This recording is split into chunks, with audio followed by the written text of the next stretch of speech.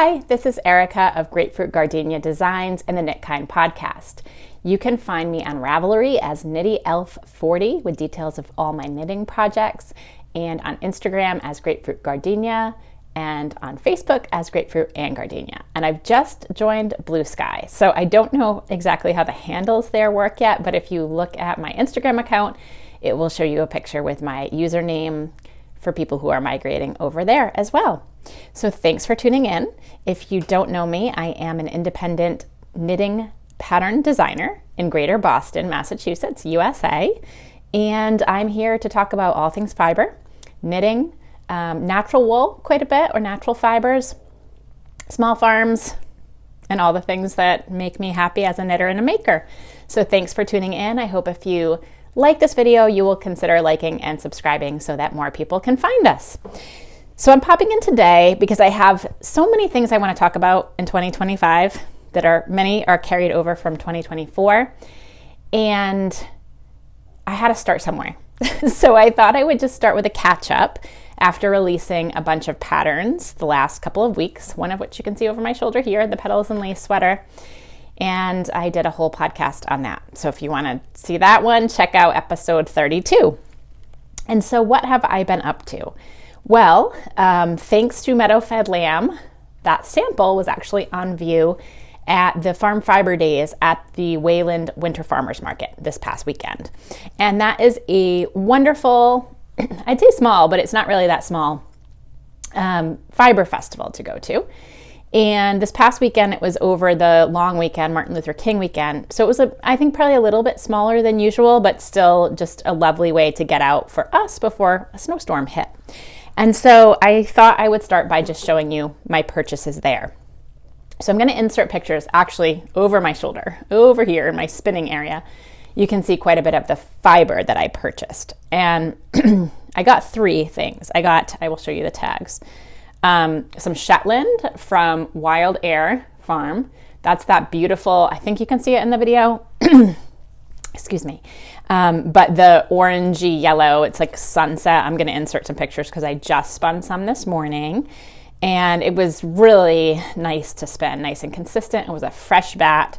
I'm trying more to get my fiber and not stash it, but just spin it as soon as possible while it still has a lot of air and feels very light and fluffy. So I spun that this morning. I got, you can't see them in here, so I'll insert a picture, some Coopworth from Fantastic Farm Yarn. And I got that in some really neat spring colors. It's like a peaches and pinks and greens and yellows in there. So really, really beautiful. And then I also got some from Wind Ridge Farm, which I had walked past a few times during the show and didn't really get to stop at the booth. And then at the end of the day, when I went to pick up my samples, there was this one lonely, see it underneath there, this beautiful like sky blue bat. And so I took that off of her hands at the end of the day, and I'm looking forward to spinning that as well. And I think she said that was a blend with Teeswater and then some other breeds that were in there. So that one should be fun. So that's the fiber that I bought. You probably want to know the yarn I bought, so I'll jump into that and show you the other fun things afterwards. So I wasn't really looking for a whole lot of yarn this trip. I was more kind of window shopping, but I did have a desire to bring this little batch home. My light in here is not great. It's not great this time of day, and it's just not great in general. But you can see that little set that I got from Great Bay Woolworks, and oh my goodness, it's hard for me to read. It says at Liberty Hall Farm. And so they are in New Hampshire. There's a little picture. And I believe that it's Romney, award-winning Romney, because, you know, there's so many different types of wool, but when you feel really nice wool at a fiber festival, you know it. And so I thought this just made a really pretty contrast. And I'm not totally sure what I'm going to do, but I keep working on this Wayland collection idea, and a couple times some things have happened, which I'll get to when I get to my hat pattern. But I would love to do a bunch of designs that feature different farms, and specifically farms that are at Wayland, and put together a little collection. And the other yarn that I got, now when you go to these fiber festivals, I think one of the nice thing is the really small limited edition yarns, or the ones that you don't see or you can't order online. It's fun to get all of them because picking out yarn in person is way better than picking it online. And sometimes that's the only option people have. And picking it online is nice because you can get things that are not locally accessible to you. But when you're at a market and you can touch it, feel it, and see it, there's just no comparison. This yarn also happens to not be available any other way. And it is from Foxhill Farm in Lee, Massachusetts. And this one here, the colors just, they were like so springy to me. I mean, just gorgeous. And I have looked at these before and not purchased them, and I did not have regrets about not purchasing. I just knew that they were always on my someday list. And then the past couple of years, they have not been at the Fiber Festival. I think there was some illness and maybe some weather, just different things happened. And if they have been, I haven't been on the days they have. So that's when I was having the like FOMO, oh gosh, what if that happens again and I can't get it? So I was there early in the day, and I happened to bump into a woman who said she was looking at some yarn because it reminded her of hydrangeas, and that's what she was looking for. So I asked her, and she was, in fact, knitting my petals and lace sweater and picking out yarn, and I let her have first dibs at all of it. She asked me if I wanted it. I said, you get what you want, and if there's any left later, I'll come back. And so I did come back and get this one skein that was left of this yarn that has the beautiful hydrangea color to it. Now, this is a DK weight yarn. It is 80% Cormo wool, which, if you know, Cormo wool is like so soft. But not just any Cormo wool. Like, this is very special Cormo wool also. And it's also 20% silk. So it's got, it's interesting because it doesn't have like a crazy sheen to it. I would say just a little bit. And it's harder to see because this is not natural light.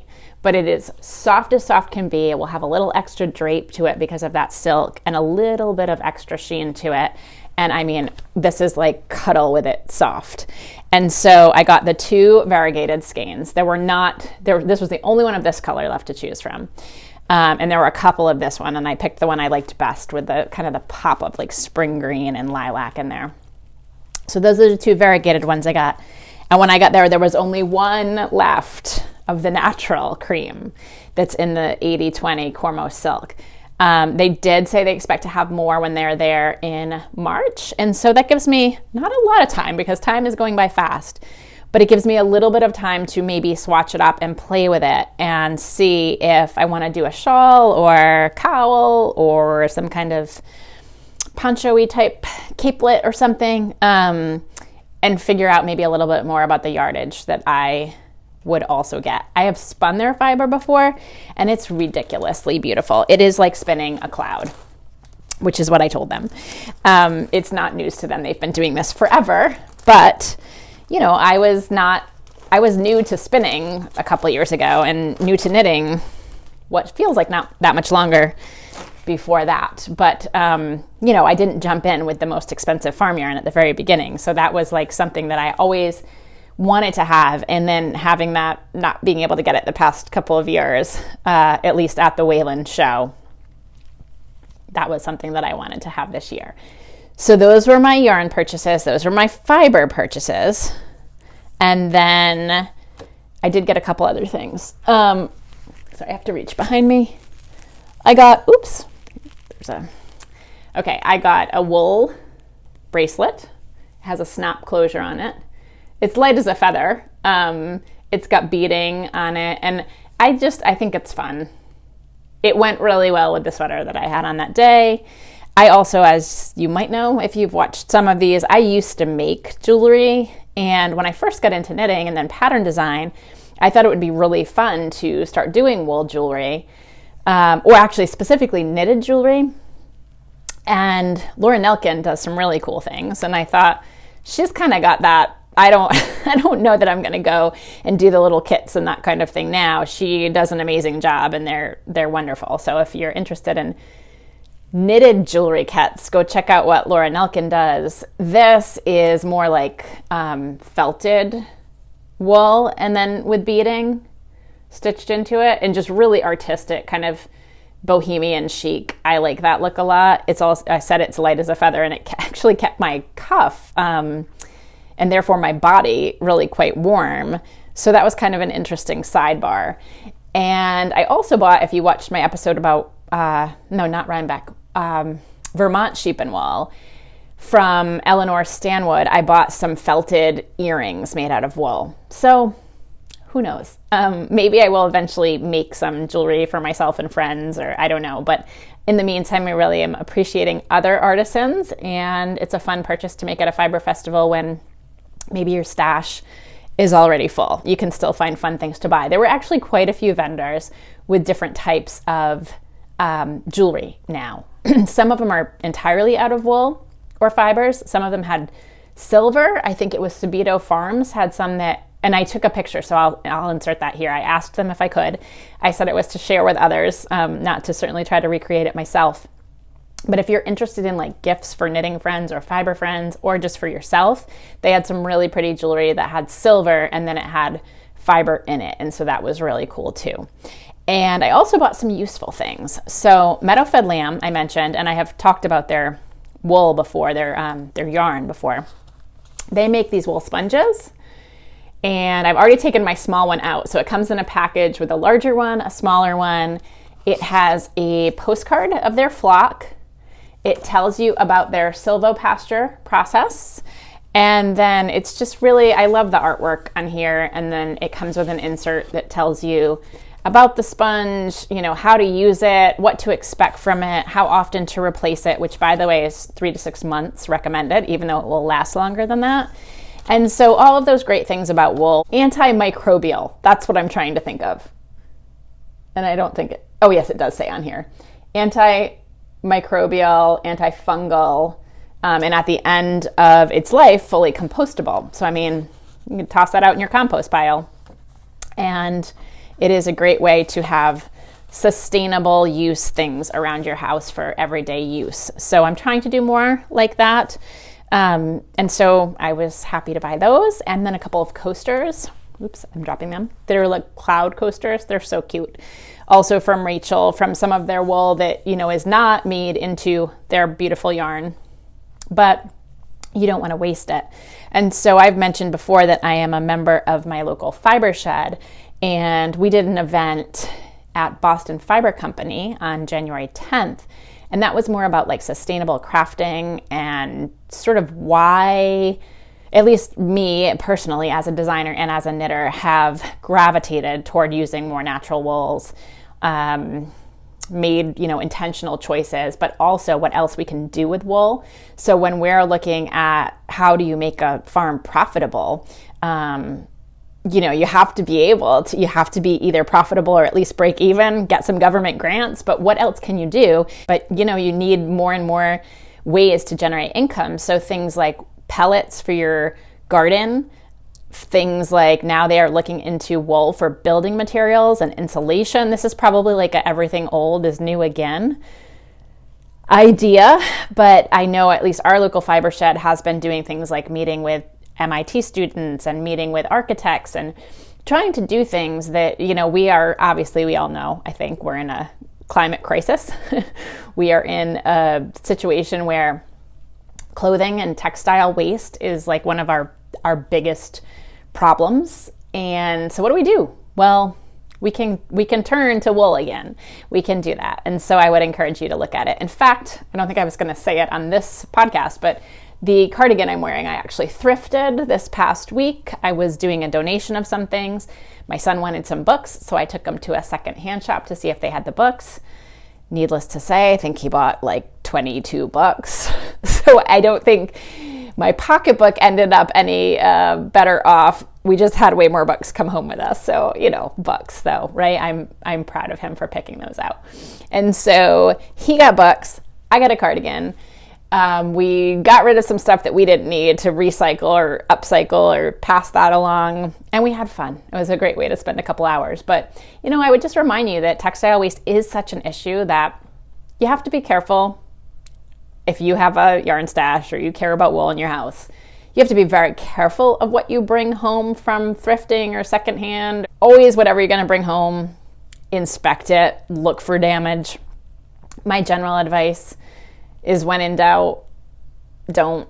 But I don't want to scare people away from that either. People do visible mending. People make sure that things are, the damage can be done and things can be eradicated as well. You just want to make sure you're not bringing critters home to your precious stash of fiber and yarn. So let's look at my WIPs, finished objects, and what I'm wearing next.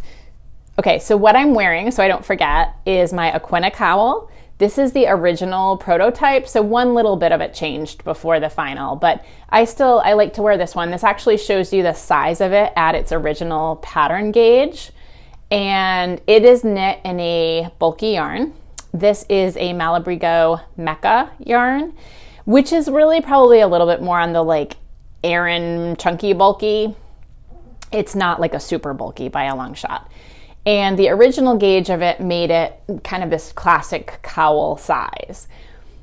You can also knit it at a bigger gauge on bigger needles and have it cover your shoulders depending on the size of your shoulders.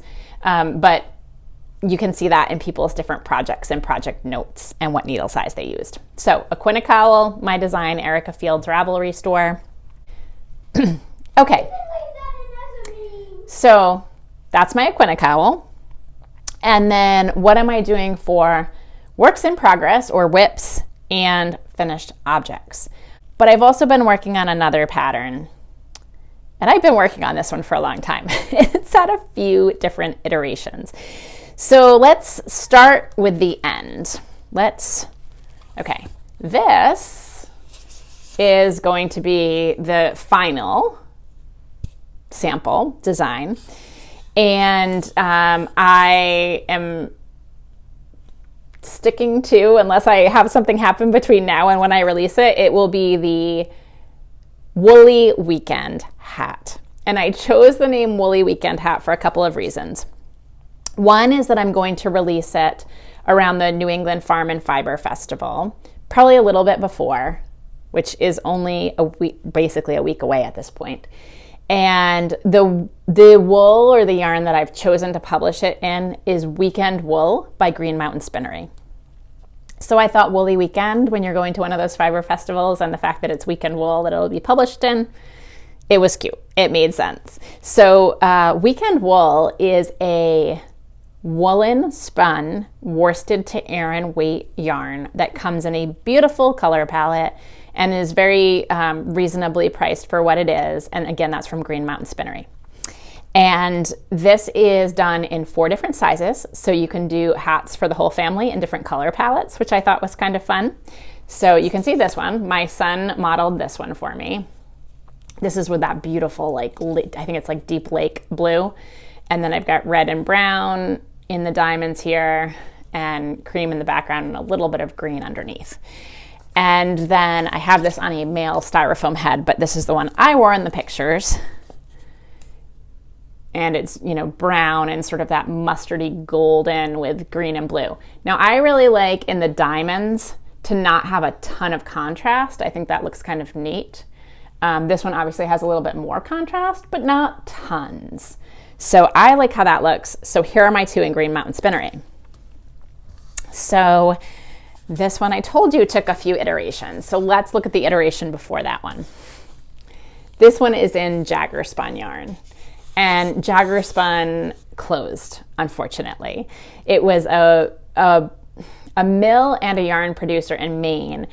And I'm not 100% clear on this because Aspects, it branched off years ago into 2 separate businesses. And the mill part in certain lines of business is completely still functional and operational and not closed. But the side that had spun off to the yarn selling side is the one that closed. So I'm not totally sure of all the relationships there in terms of current business, but that's why another reason why I was looking for a different yarn to publish in. I mentioned that Wayland collection idea, and Jaggerspun is a yarn that I had originally encountered at Wayland. and so is Bloom Woolens yarn. So this was actually the very first one of this hat that I did, and this is an Aran to bulky weight, and I like it. It's very cute. I didn't, however, think that it did justice to the yarn. So I will still put a hack in my projects, and you can see how to do this in a bulky weight yarn. Obviously, it's just cutting down the number of stitches for the repeats. But this was not, I didn't think, the best showcase of a really beautiful line of natural, local to me yarn. And so that's why after I did this one, I tried it in the Jaggerspun. I really liked it in the Jaggerspun. I thought it was a good match. And then they closed, and I said, you know what, this is all happening for a reason. And I absolutely adore my Green Mountain Spinnery, which I have used for other things. So what's nice is this was a total scrap buster for me. So if you don't have these yarns yet, they're really reasonable to get. If you do, because you knit with them all the time and they make fabulous colorwork sweaters, now you have something to do with the leftovers. You can have a little happy family of hats and make them in every color.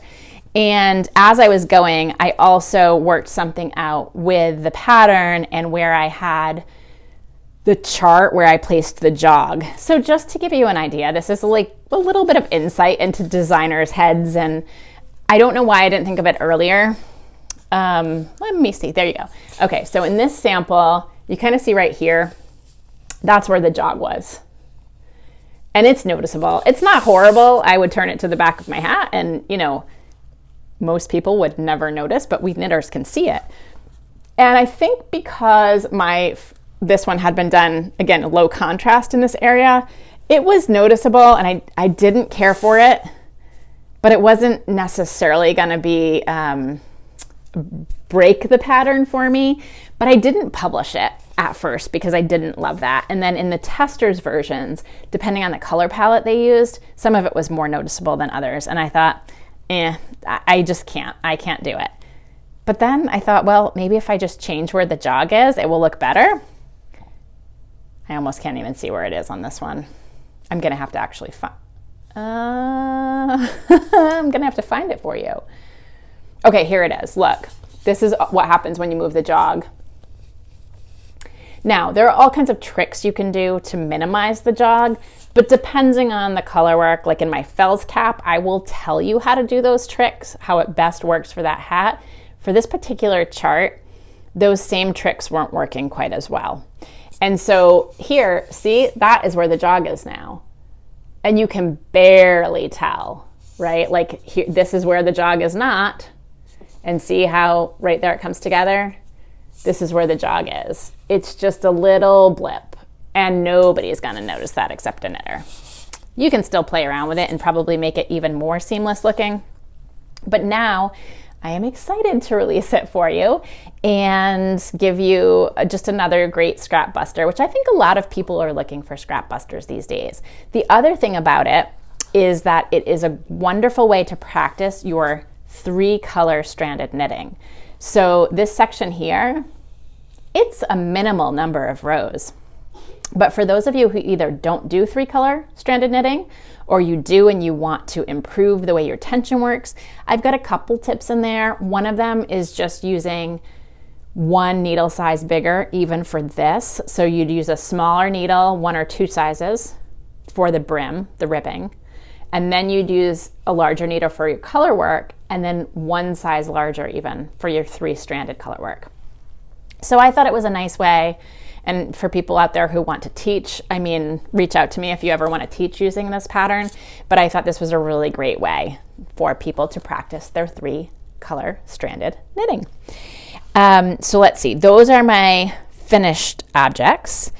And now I have my works in progress, or my whips.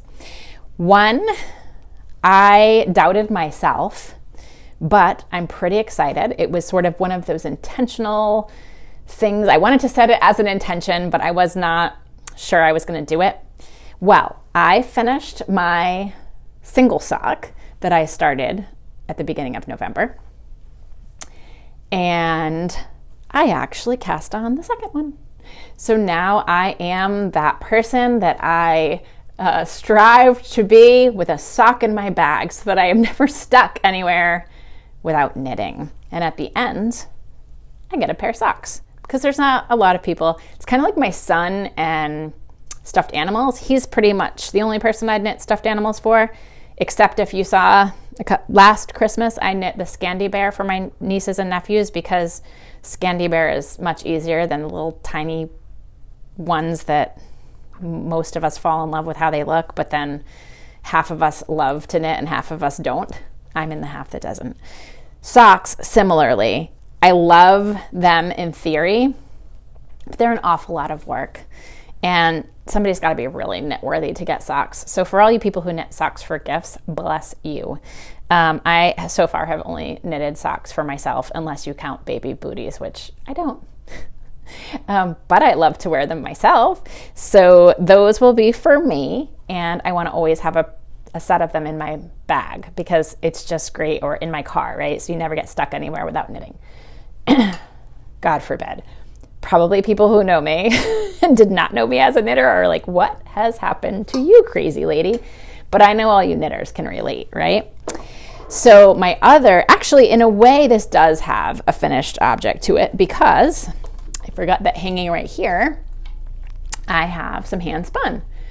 And so when you spin, I guess you got to count finished yarn as a finished object. I washed it in some wool wash that smells really good too. So it's making my whole craft office smell nice. But what had happened with this is I spun it, or a certain amount of it, and I started knitting with it because, again, that is one of my intentions for 2025. I want to really enjoy the process of spinning, and then I also want to knit with what I spin. Not every bit of it, not all the time, but I do want to use it.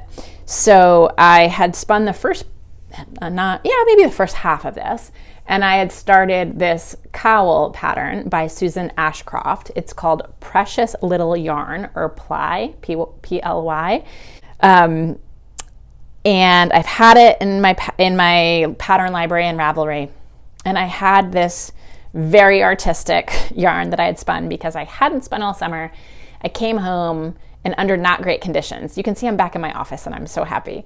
But under a temporary location, I tried spinning, and between having not spun for a couple of months and not being like in a nice setup, it came out nice. It's a nice squishy yarn, but it was definitely more artistic. And also because, if you can see, it's got the neps in it. And so it's got soft breeds. It's got some merino mixed in, but it's not all merino. And then it's got these neps. And the neps, of course, made the drafting when I was out of practice a little bit harder because of staple length of wool and then the neps thrown into it. But I really like the artistic yarn it created, and it's got a huge squish factor. And I matched it up with this pattern, and funnily enough, I started to read the pattern because I did not read it all through beforehand. And I was casting on and I was like, oh, it's brioche. Now, I don't do a lot of brioche knitting, not because I don't like it. I like the brioche part. I don't like the correcting mistakes part. It's an area of growth for me. And I did say this year maybe I would want to do a little bit more of it. So I just embraced it. And I said, well, you picked it out.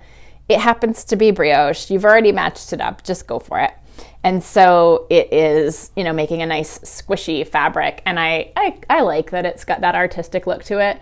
Now, when I spun the rest of it, I actually had to remind myself a couple of times to do kind of a thick and thin, because since I had spun and I was used to it and I was in a better setup, I was getting a much more consistent yarn. And then I had to be like, no, Erika, you've got to make it so it matches the rest of your project. And so I started spinning it a little bit thicker and a little bit intentionally less consistent so that it would match kind of this original, doesn't want to focus really well, but the original yarn that I had made for it. So that is one work in progress. And then I think there's only one other one, which I am going to bend down to pick up for you because I checked and it's drying quickly. But it's in a partial block right now, so hang on.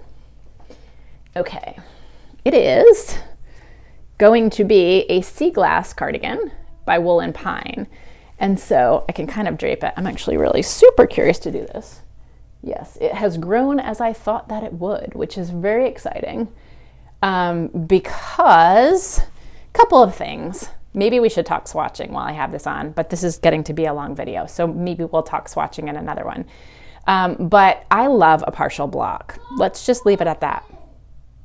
And so anyway, this is what I'm treating more as my swatch now, because I did swatch for this.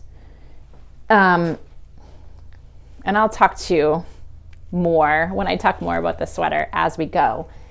But I've used the yarn before, or at least the contrast color. So I'm using So Happy Jane yarn for the contrast color, and I'm using Hedgehog for the main color, which I have not used before.